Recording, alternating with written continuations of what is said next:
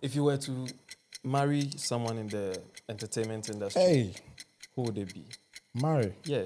Why will I marry someone in the industry? You and Mr. Drew. You know, get case when liquor day. You cannot sneak your way into any award when Lomo day. If the award be your capital. Hey, don't far away when I did next to your body. People are selling their catalog and things like that. I think we've made the catalog selling thing a negative thing, but Right. it's how you're feeling, what you think, what you're legally advised, and what you want to do at the end of the day. Be your own. Be your own. Do you own your catalog?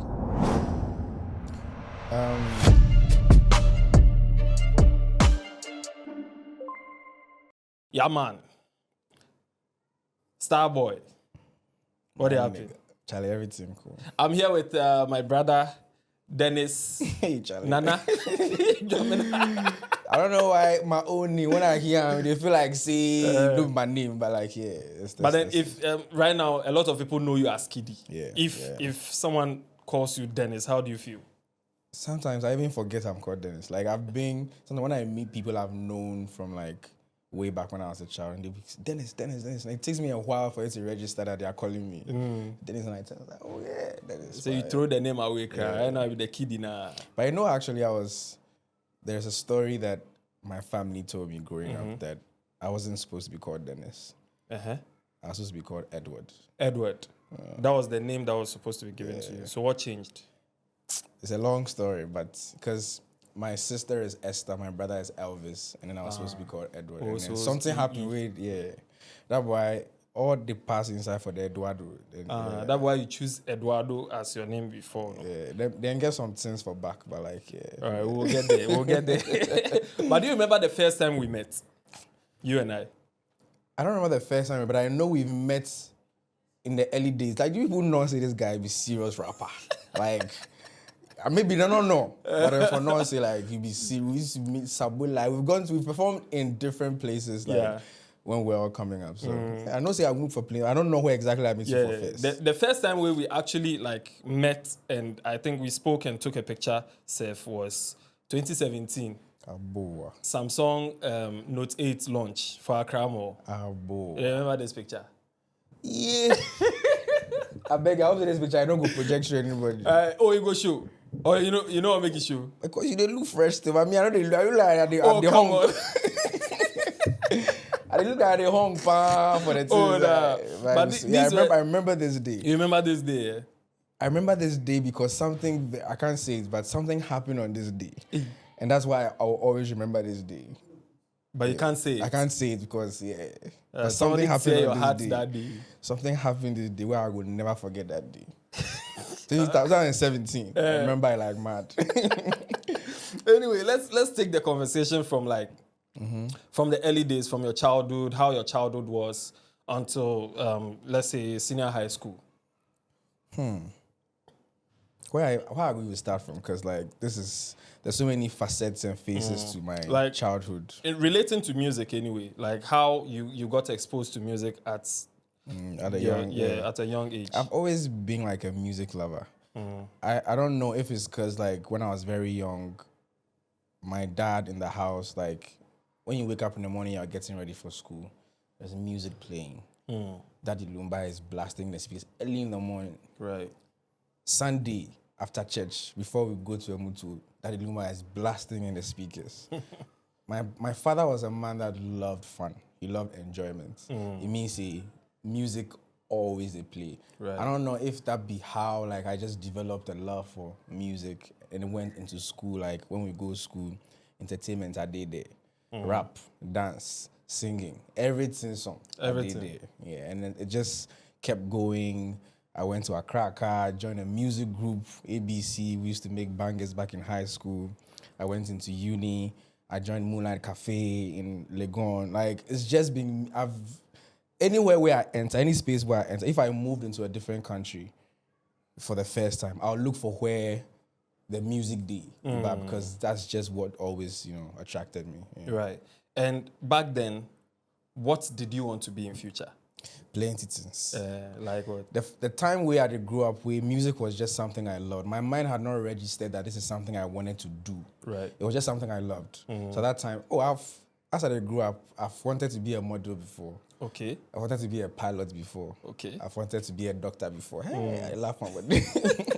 I wanted to be so many things. At every age, then I get different things where they admire where I won't be, but eventually, music prevailed. Music now. ABC, your squad for the SS there, no? What was your role in there? I was a chorus singer because we were 4 in the group, and all the other 3 guys, crossover, Eli, Drips, them will be rappers. Okay. Hard rappers. We even do them a bars, and I go count, and I go sing some nice hook. So immediately I think the girls were, because the hook be what the girls go sing you out. Right. But then you go if you remember like at least one of the hooks. Oh yeah, then we get at least, I know one song that kind of went into high school, international that time. Yeah. One song we enter every high school at that time, and that was, we had a song called Blak Boy. Okay. You know, I said, when we dairy, boy, I'm in academy. Wake up every morning knowing what I'm gonna be. I be Blak Boy. That song. I hear that song before. Presec Boys have the jump like that song. I hear that song before. Yeah, back in high school. Then you guys do them. Yeah. Interesting. Yeah. So then you see your body superstar from that time, swear. or if you go freak them since. I shut up. I on my shirt and since my shoe, I do wear some nice because I know I get song we blue for high school. Yeah. After for represent properly. Yeah. So yeah. But then after high school, you got into tertiary. Yeah. And then still the music. Still, like I remember level 100, Moonlight Cafe, shouts to Kobe. And they say some show like that to be live band for come sing. I said, oh, I did that. At the Kaiden times meeting, now came from his boy P at that time. Kojo Ishan, like so many people, Mushroom, like there's so many people that came from that Moonlight Cafe era, you know, would sing live band in front of people. And that'd be why I started gather small online fan base and then I started growing, you know. Yeah. And back then, your name was Eduardo. Yeah. Eduardo. At the kind of time when I did trend for Twitter, Eduardo. If you Eduardo, that time KiDi wasn't a thing. Yeah, it could be Eduardo. Yeah, say Eduardo the single. Then we'll go KN University, Moonlight Cafe. We'll go Cape Coast. We're just going inside universities, just performing. You know, yeah. But then the name Eduardo. Is it that did you just add the O to the Edward, or it had some Mexican? At that time, my boys for school don't know this story of I was supposed to be called Edward. But that time, then I don't go last time I did high school. They see my body like the most romantic. I play guitar, they sing, like I write letters for boys and things. So I just want to say like the whole. You write letters for boys. Like Charlie, I want to write a letter to my girlfriend. Girls, you know, come at there. So you write it. I could design. No, we just write. I could design the letter. Make your girl see her. Say, hey. And I do all those things for high school for my boys. So then Eduardo name come, and then I loved it, and it got stuck at that time, and then we just moved to there. Right. Yeah. But at what point did your name change from Eduardo to KiDi? As I meet Richie was like, your friend was like, if you don't get out of here with that name, it's like, obviously at that time he was like, online presence. Yes, you have some little fan base on Twitter where they know you as Eduardo, but for the global market, as he was looking at it, even type Eduardo for Google, Eduardo for all the La Superdoras and Rosadil, don't want to go come on. The telenovelas Eduardo go come on before you. Yeah. There's 100,000 Eduardos in Mexico and Spain, you know. So it's like, let's give you something that probably might stand out online. Right. We did a lot of research and then we came out with the name KiDi. It bashed me because imagine a name that you've grown to love. Right. The people know you by, and then they say you for change them. It's like, hey, Charlie, you sure? But it all worked out. But last, we did. KiDi. Yeah. MTN Hitmaker. Yeah. How did you get in that competition? So I remember the time where it happened. Then we get some, you know, Ghana, and we not be Ghana, worldwide. There's this myth. Or notion, the stereotype about like music reality shows. Right. You go there, you go sport there. When you finish, your life really they take off like that because you they get comfortable in that covers. Like doing covers, singing other people's songs. So I was like, if really this be the pathway God picked for me, sure say I for go through Hitmaker Ground Drum. But again, Richie, at that time, I was like, you know what? Life, dear. There's no harm in trying. If you try where you know work, you don't say you try. But go inside, try them, see what's going to come out of them. And then I went, first audition, second audition, made into the live shows. Charlie, everything has Did you been know history. Richie before Hitmaker? So I knew him like a year before Hitmaker because at that time, the time I did Legon, then I get the person who actually discovered me, Akosia Bruni. Okay. She used to be like the PA for Richie. It's such a coincidence. And at that time to Richie, Charlie, if you DSS, you know Lynx. Yeah, Lynx you know say Charlie. Yeah, man. Asem and Ziggy and those boys. I was like, oh wow, you know Richie, please play my cover. That time I do covers. It's like play some of my covers to make us see if you love. I go if you try it meet. You know how when an Ghana artists are trying to like push to get noticed and get signed. So I was like, play some of my songs to him. So he played to him. And then surprisingly, Richie was like, Charlie, invite them when you come, make we see them because these boys are here, like something they there we go feel work with, So at that time, I just was that guy. I just did go to the Lynx studio, just go sit and watch Miss V, then go record. And I just did the background, just observe how things they go. So as a uni yeah, as guy. a uni boy, Okay, I go finish lectures, then go Lynx, go did that sound the whole day. Okay. And then the opportunity of Hitmaker came and then he said, Charlie, go try out. And then boom. Then when you tried it, boom, winner. I never experienced. You didn't expect to win? I never experienced. Who did you think would win? At that time, I thought there were a few people. There was Abna, there was CJ Biggerman, there was Gunshots. That guy, Lady J Shatawale, there was and again, when I joined that show, I was a very timid artist. Like I just like to play on the piano. I mean, I get some guitar and I go stand one place. So I say, hey Charlie, this show, if I know speed, and we feel evict me because more boys when they come stage, Hyper. Charlie, and they CJ rock the Biggerman whole will come in confidence, bro, then go rock the whole place. I was like, if I know step up, So then we all did some house and they camp with for some house. Okay. So 4 a.m. and I see boys get up the rehearse and I said, hey Charlie, boys mean this thing, Charlie, yo, what's up? But that also inspired me to put in extra efforts, learn how to move on stage, learn how to interact with the crowd. And I from week 1 to week 13, by the time I finished, there was so much I had learned about stage performance. So would you say reality shows, there are a lot of people who don't believe in reality shows. Yeah. They think the whole thing is rigged. Like the organizers know the winner already and stuff like that. Would you say reality shows are not rigged? From my personal experience, it wasn't because then I don't know anybody for the MTN there where you go talk say, yo, we go make you win. I don't know anybody for anywhere. I was just some guy for Legon where I get talent, where I come join show, where I win. Right. So from my point of view, it means if you go where you get a talent, where you get everything correct, you stand a chance of winning. True. Now after that, where did that conversation start? From you winning Hitmaker, where did the conversation start from Hitmaker to being signed to Lynx Entertainment? So at that time, the winner of Hitmaker, when you win these things, packages day. Yeah. So then get maybe 100,000 worth of recording contracts. Okay.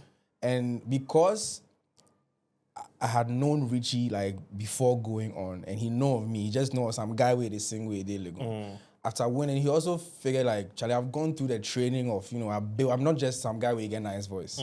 Now I've become a stage performer. So at least I get some development small way, feel he's ready to so Richie jumped and was like, you know what, if you are going to sign him to anybody, I want them. Okay. And then so Richie requested for you. Yeah. And then you did your contract with the Hitmaker. Yes. Did that one give you any hit songs? The contract year? For the first year, that was that 1 year after that, I was just re-releasing some of the originals. Hitmaker be one of the shows where you get to perform covers and your own songs. Yeah. So as the show finished, that'd be the time where I did try release some of the songs we have performed on the show where people vibe to. Right. I release, say Charlie. They go in. They go anywhere. I was like, Charlie, something has to change because then times when I see my body say I be the whole Ghana, the R&B, and nobody go fits me. So I was stuck in that. I was like, this is what I want to do, and I want to be, But I had a long conversation with Richie and Albert at that time, when they tell me, say, Charlie, look, you came onto Hitmaker with probably like some 500 fans for Twitter, and they knew you for R&B. Do you want to keep catering to the 500 fans? Or you want a bigger audience? Or you want 500,000 fans? Right. I was like, okay, what do I need to do without compromising the thing we are not saying I'm so good at, which is that time, my voice, nobody gets so. So we can still switch what's Brunimeka R&B, you know? Yeah, higher friend and higher life. Okay. Kind of similar. Show your voice, so your to melodies, as I said. So I was like, don't change anything about you.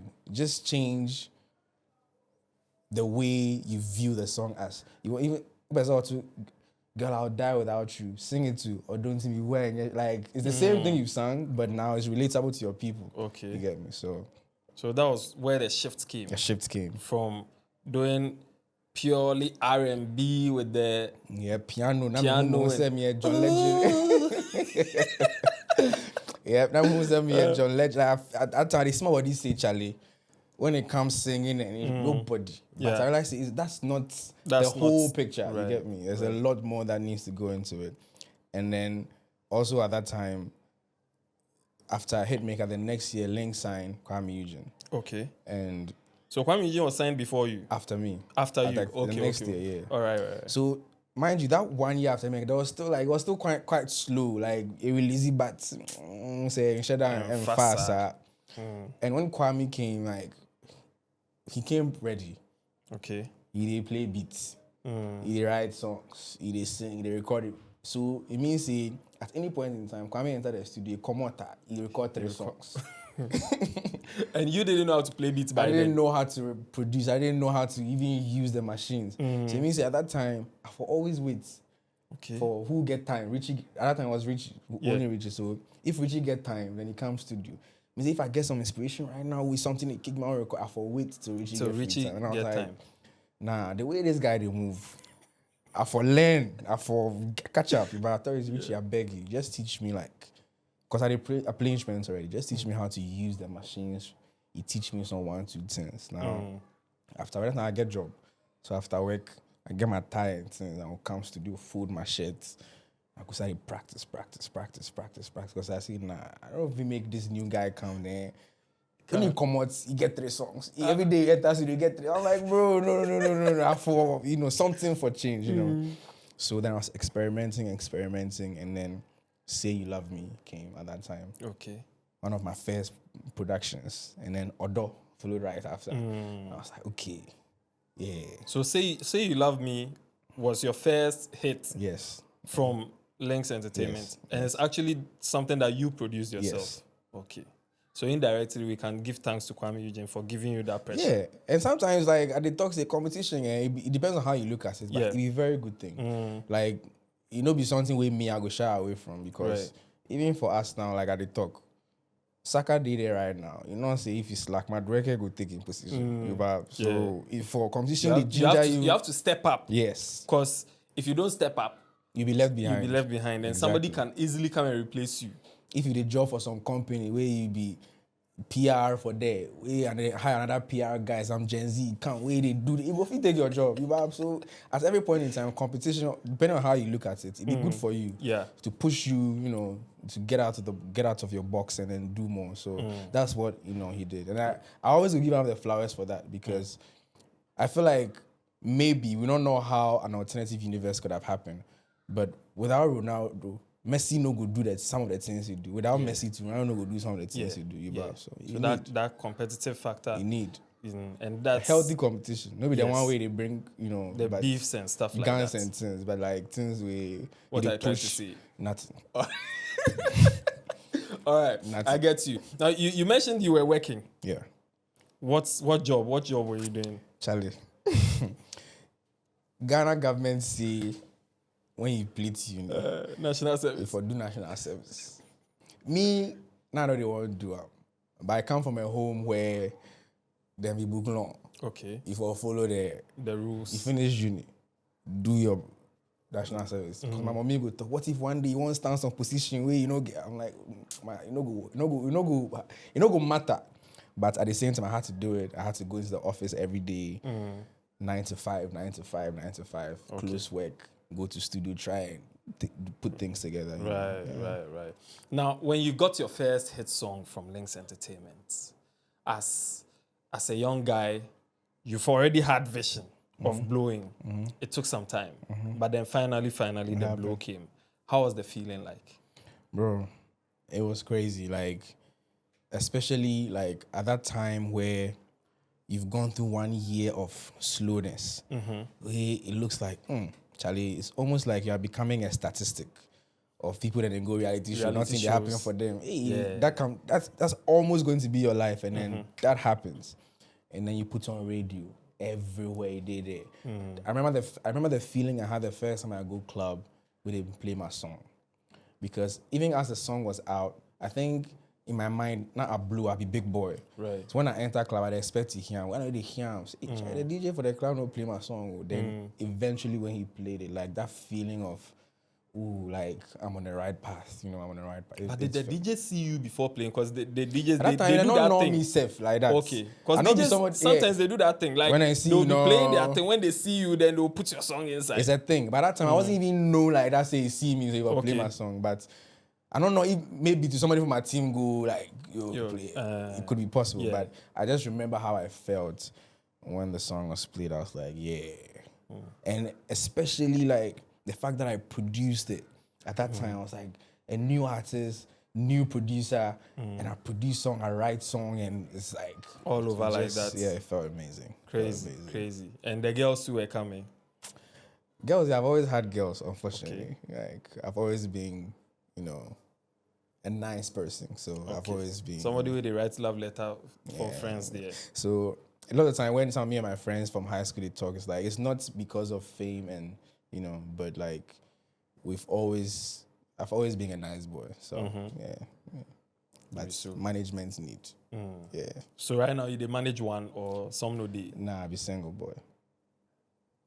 Are you sure? Yes, I'm married to the game. I'm married to my job now. Yeah. All right, no yawa. Moving forward in your career, you started getting international collaboration. I think your first international collaboration, like the big deal, was when you had Mayokun and Davido on one song. Yeah. Did you know they were going to be on that song, or you were surprised? I only knew Mayokun was going to be on the song. I had no idea Davido was going to be on the song. So when that happened, it was like, you were you told, or you heard the song for the first time and then Davido's part came? Nobody said anything to me. All I knew is Mayokun had come to Ghana and we had recorded the remix of it. He had gone back to Nigeria. So he was supposed to send his vocals for mixing and stuff. And the day he sent it, I was like, oh, big bro, check your mail. Like I get, something for you. I check and then intro, no. It's OBU. I was like, God. I remember exactly where I was. I remember exactly what I was wearing. I remember exactly what I did after that. I remember exactly the feeling of hearing Davido on my song. Right. In 2017. Yeah. Mad. Crazy. Mad. From then till now, like you featured a lot of other guys. Yeah. Which collabs would you say are some of your favorites so far?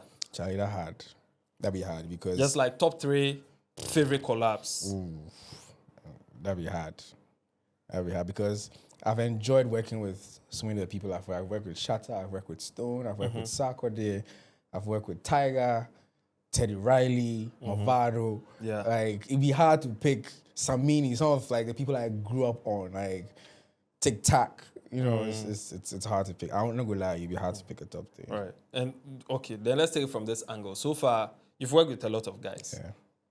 Which artists haven't you worked with yet that you would like to work with? That's another long list. That's another long list because I definitely want to work with, before I even go into who I want to work with, I always like to say like somebody I would have wanted to work with as Daddy Lumba, who I never got the chance to work with. I still want to work with the Foyan Ponsa. Okay. I still want to work with Kojo. Right. I still want to work with like Burna Boy, Wizkid, Chris Brown, because as an R&B lover, I've grown up listening to Chris Brown, Usher, Bruno Mars. There's a long list of them, Yeah. If Rihanna decides to start making music again, definitely. Yeah. In there. the day you heard the news of Daddy Lumba's passing, where were you? I was in New Jersey. I think I was in New Jersey, in New York, yeah. And I heard that. I was like, I couldn't believe it because you know how we know at the back of our head, everybody will get to a point where, you know, we'll be dead and gone. But it felt like Lumba was one of those people that you didn't expect that could happen to because he's immortalized in our mind. He's a legend. So you don't I don't know why we thought that, but I never thought he would be gone. And I remember like being so confused. And so I remember where I was in bed and I heard the news. I was like, wow, like this legend that if my dad was here, like he's blasting his music every day. We've grown up on his music, every funeral, every party, every birthday. Daddy Lumba music. No matter the occasion, there's a song. Daddy Lumba music for it. Like, and this is somebody who, to be honest, even though may so rest in peace, I feel like he will never die.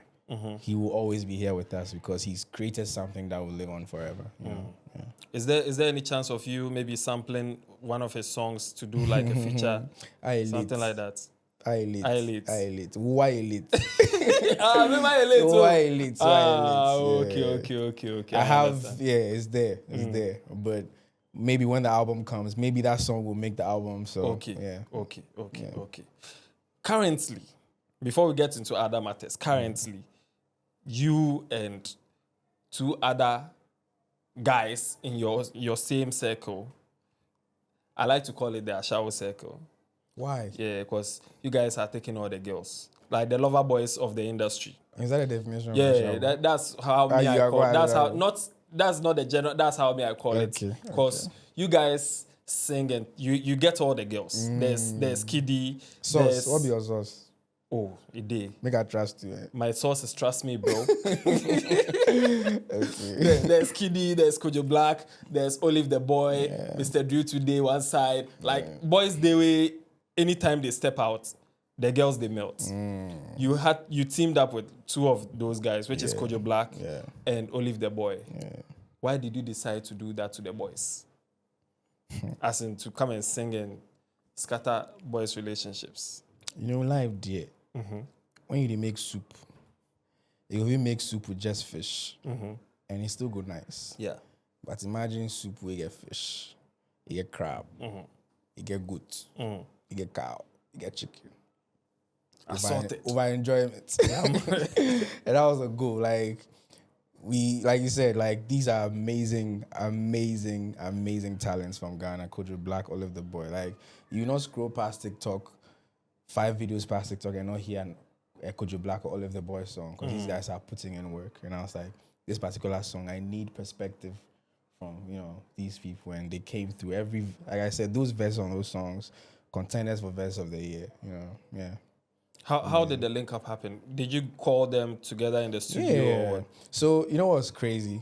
This is actually the second song I have with Kojo Blak and Olive the Boy. Okay. There's one song before and then I recorded this one too and I was like, oh, I already have a song with these people. So, you know what, let me think of somebody else. But I was like, no, like I like the topic of gymnastic. I want to see where they take the song with their POVs. And they came through. They came through hard. But why the name Gymnastic? Gymnastic, baby. To be honest, I love naming my songs with things that has you intrigued, like from the beginning. Like, I don't want to name imagine KiDi's about to drop a song, I love you. I'm like, or scatter my mind or something. He's about to drop the Gymnastic. Wait, what? What is he going to say about gymnastic? That creates a little, interest and curiosity. So I like to play around like that. Even though Gymnastic was said just once in the song. Yeah. But still nah. Yeah, still nah. And it was produced by Ugly and Tough. Ugly and Tough. Charlie. That tag is very expensive. That girl, foo. Hey, what then they talk? I don't know, man. I hear that girl foo. I hear that girl foo. That girl foo. Man, I have to actually ask them what they're saying there. But I've never asked them because I also enjoyed hearing what I think I'm hearing. That girl. And to be honest, they've produced so many bangers in the system right now. They have so many songs on my upcoming album as well. Like, right. Charlie guys, you should watch out for them. Like, they are crazy. They are crazy. One thing I wanted to ask you, when I heard, I think, is it Lomo Lomo? The first time I heard Lomo Lomo, that time I had heard something from Kojo Blak that sounded quite similar with the same beats and everything.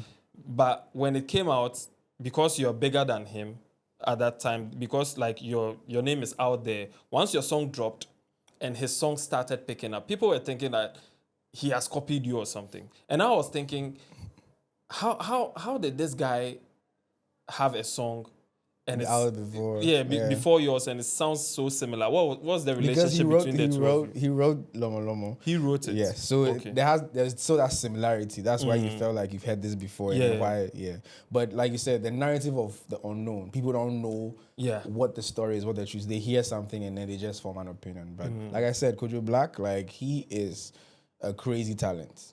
Crazy. Is that the first time you worked with him? No, actually, that was like the third time. Okay. We have like other songs. Like I said, we have so many other songs that are there. As artists, you always know that we record a lot of songs, and then one of them feels like it's the right time, and then it comes out. But yeah, he's surreal talent. You know. Awesome. So after Gymnastic video came out, I watched your reaction, by the way. You like the Oja.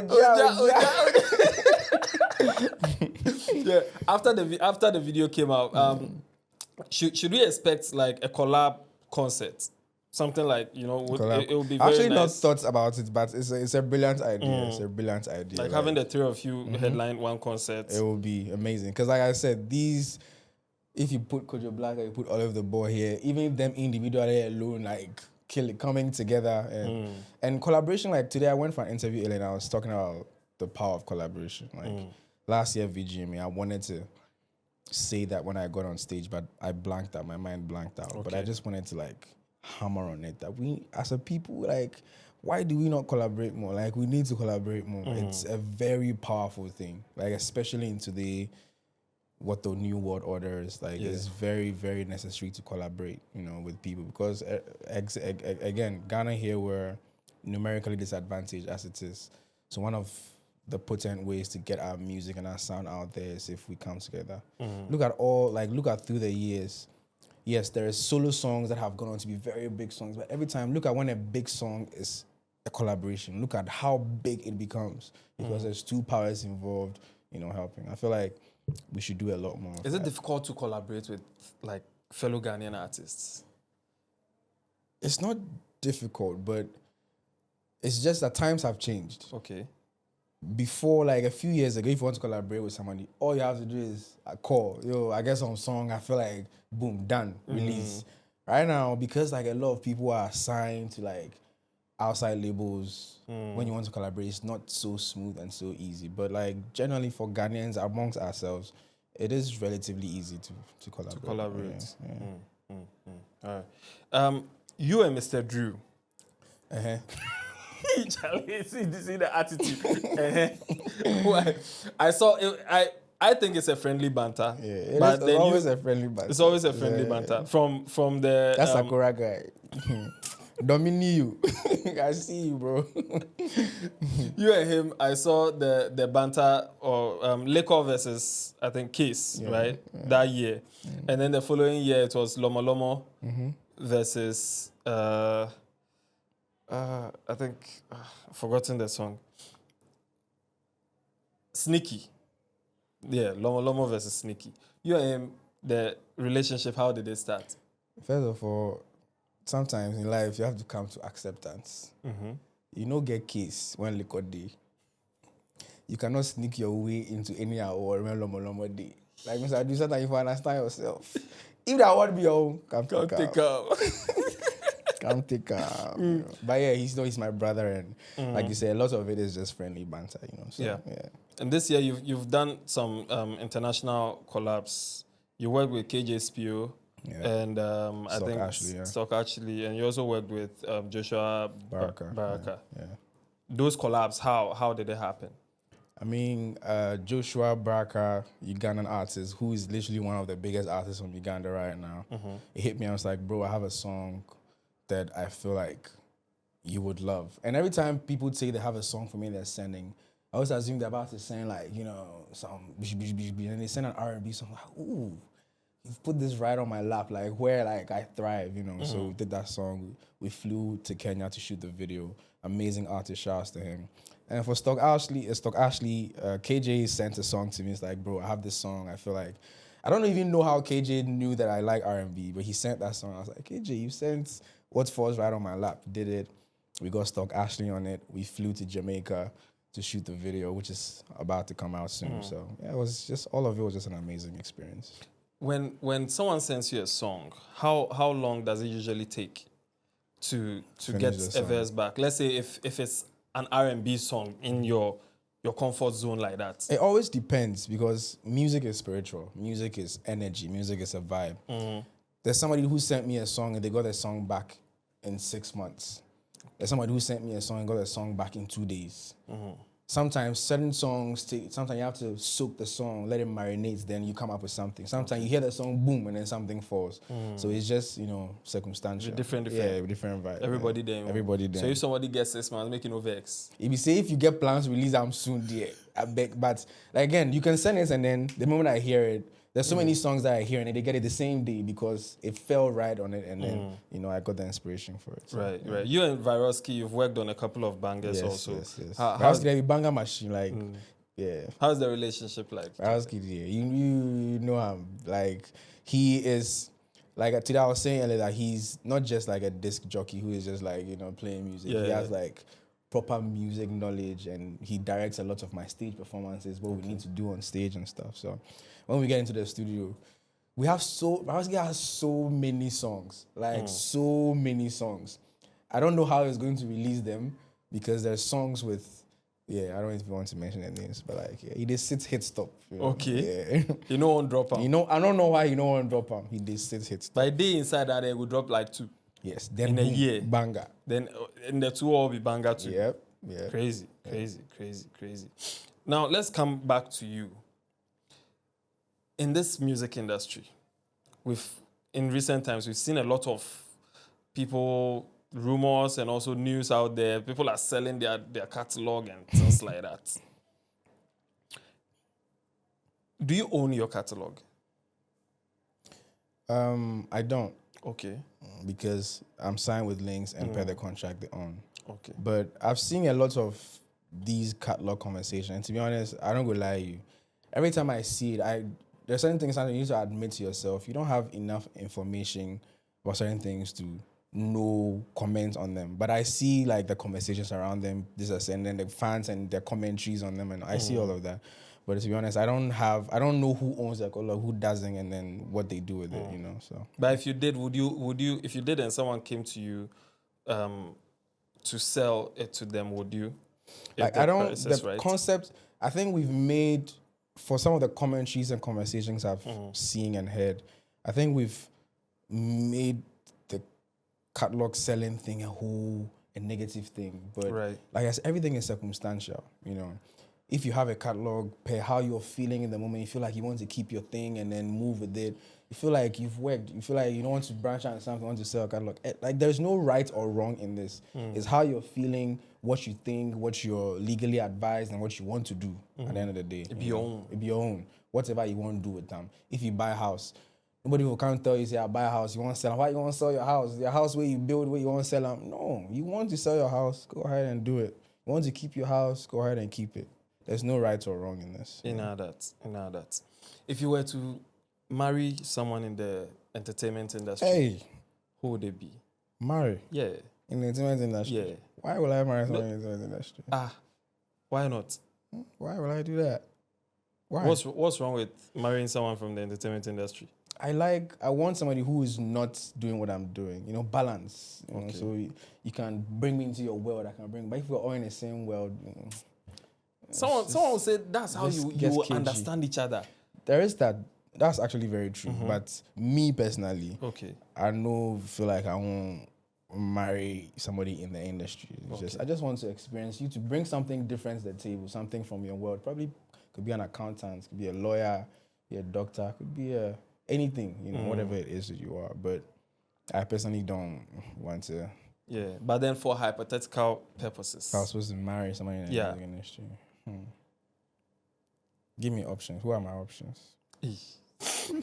Then they plenty. Well, but you know, in our industry, we have like beautiful, very beautiful, smart, talented women. Then they so plenty. give me. Okay, let me just off the Give top. me like a 3, then make a choose. May I give you 3? Yeah. Okay, there's Jackie. There's Sinaso. You this guy. If you guys say you are IT. You guys say you are IT. What will be the third one? What will be the third one? Wendy Shea.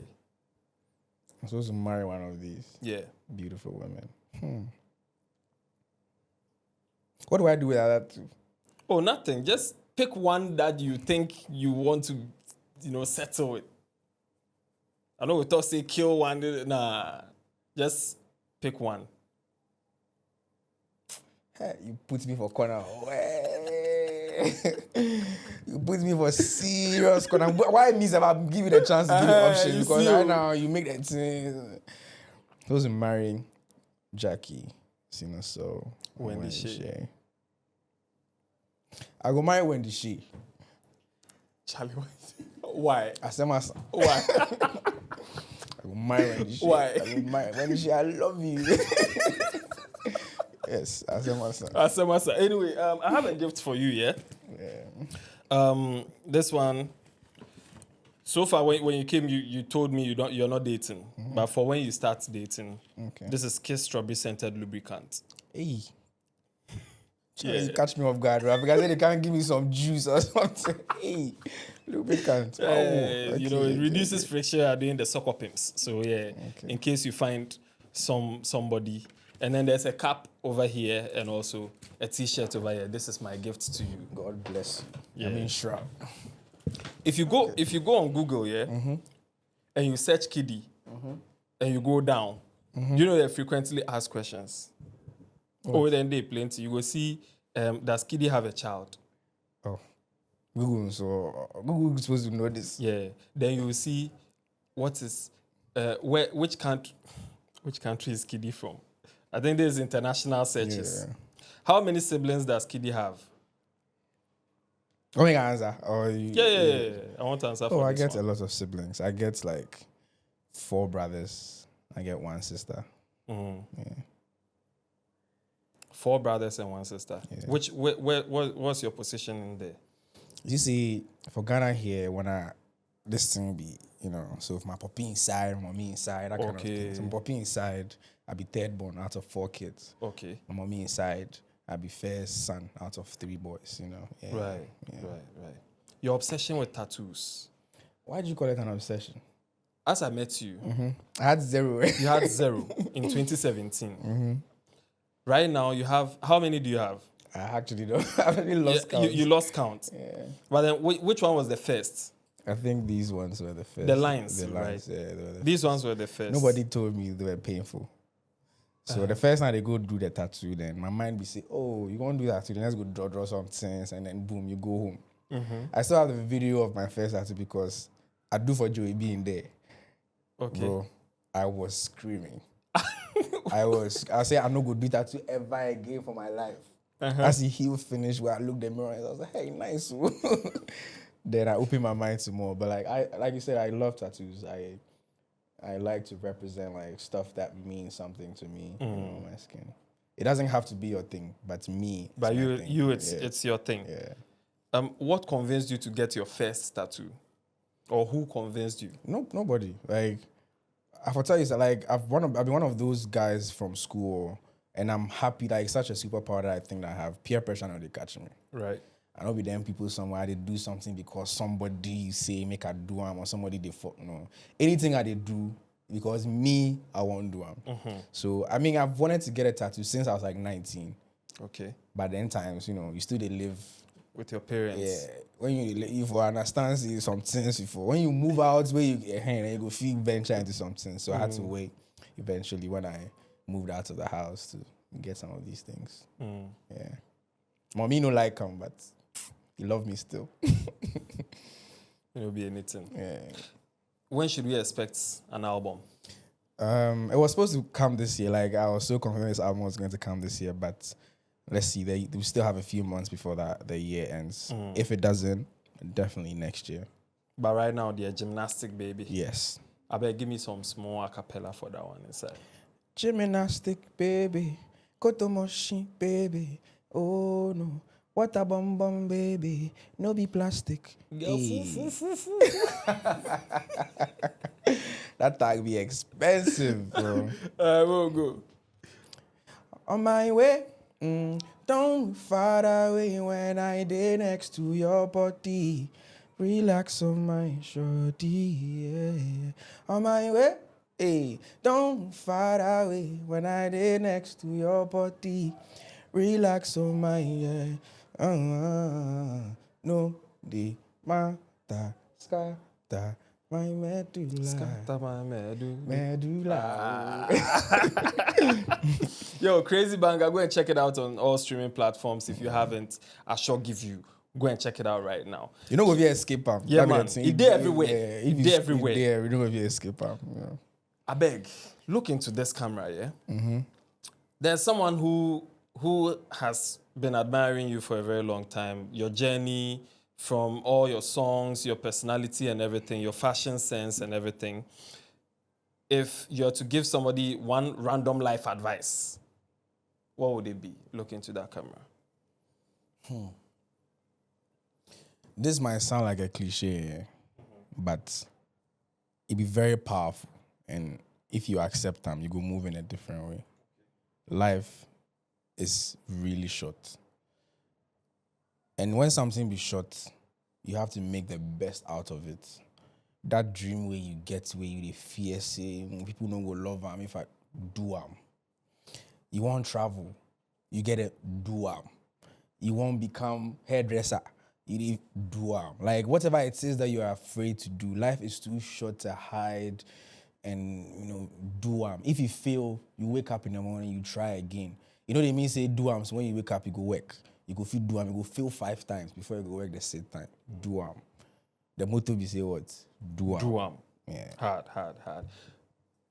When I revealed my identity, what was your first thing that went to your mind? To be honest, I saw the conversations. I was like, and when your name, to be honest, before the identity came out, I had no idea. Like I was always curious, like who could this be? Because the person is really killing it, and it never occurred to me say it was somebody way I know. And I was like, yeah, I'm not surprised. Like you love music, you know music, so it makes sense that you're reacting to music. And some of the reactions they give, so obviously coming from somebody who understand the music. So yeah, bro. Congrats to you. Then when you saw that thing fresh, bang, it be Kula. Oja. Oja. That's my favorite part. Oja. People are clapping in the background. Yeah, you spotted it. If you have one question for me, what would it be? Why did you reveal identity? What was the thought process? Okay. So 4 years of being anonymous, I do everything song. Like the channel is grown, the brand is grown and everything. But then there's a lot more out there. You know, anonymity puts you in some kind of box. And there's always that kind of ceiling that you can't break out of. Because the physical connection you need. This interview right now, a lot of people watch it because they want to know more about you. And I couldn't even interview you as anonymous. Unless then you did some curtain back then and ask the questions. Or like those days they used to, even when people want to interview me, long. Because you'll be in your home, you'll be wherever, and you record our record. So that voice need be what? Or it'll be pitching. Oh, just pitching. Normal pitch. I figured. Yeah, normal pitch. All right. So, like, it was difficult. Yeah, and I needed to expand. All these people that they like, I don't feel work plus them. Because for high. Because some of them, if you tell them, my girlfriend, oh, Charlie, I know Headless YouTube, right? Yeah. I was always curious about what the top rats, as you explain now, it makes sense. Do you think it was a good idea? No, now that you explain it, I absolutely 100% I understand. Because it be true. Like, for example, you won't collaborate with brands, and you can't collaborate with brands as an anonymous brand, but you for put your face out there. And these days, the way the world, people will connect with you, the person. And so 100%. Like, I'm proud of you, and I'm like I say, congratulations for all of this. Like, thank you. This is amazing. Thank I feel ask you second question though. Okay. You go ever give me song? song. Yeah, you gotta drop music for me again. Oh, I don't want to. Why? I don't want to. The people, the new people for no say, you know, be just some headless guy where they come do oja. Like, you get talent. Like, for no. I don't. It's stressful. It's stressful. Yeah, and I wouldn't have the time to promote it. Right now, headless. I know we get time promote time. You bab. Maybe so. Love. But you, I wanted a feature from you. You bounce me. When? You pay me. Check. When? You talk to me. You talk to somebody, not me. I talk to you. Me? Yeah, I talk to you. Oh, fuck, Ramo. That's that day. No, not that day. Because that day, the thing will happen. If you ask me feature, I go bounce. They break your heart that day. I don't know if you talk about that. I know, but maybe, I don't remember. But if you did, maybe something. But I no go drop. I get some songs, but... So you ever go like, because I know always artists have songs so they did it. Yeah. So you go give to like people, make them, or you feel like you keep them as souvenirs. Or, Okay. And the people, I have some that I featured some people, but like, it's been long. Yeah, about the way artists, somebody will talk to you, I don't sound the same and stuff about. You see, you understand you get them. All right. Would there ever be a time you would leave Lynx Entertainment?